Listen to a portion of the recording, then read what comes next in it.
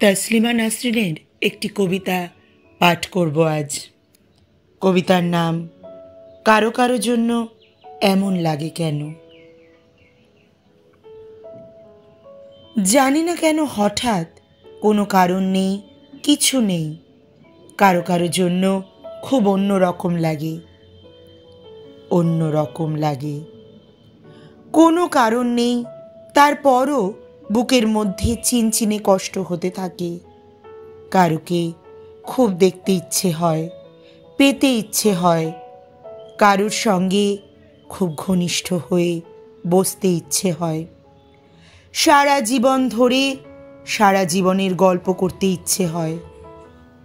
ইচ্ছে হওয়ার কোনো কারণ নেই, তারপরও ইচ্ছে হয়।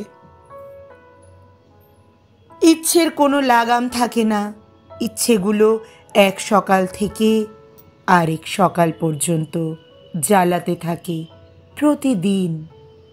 ইচ্ছেগুলো পূরণ হয় না, তারপরও ইচ্ছেগুলো বেশরমের মতো পড়ে থাকে, আশায় আশায় থাকে।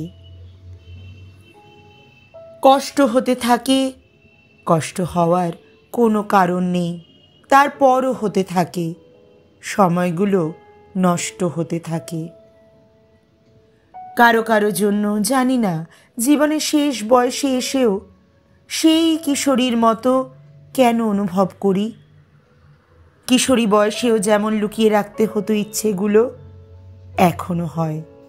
কি জানি সে যার জন্য অন্য রকমটি লাগে যদি ইচ্ছেগুলো দেখে হাসে। সেই ভয়ে লুকিয়ে রাখি ইচ্ছে, সেই ভয়ে আড়াল করে রাখি কষ্ট।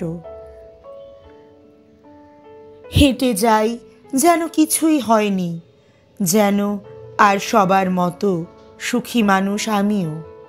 হেঁটে যাই, যাই, কত কোথাও যাই, কিন্তু তার কাছেই কেবল যাই না যার জন্য লাগে।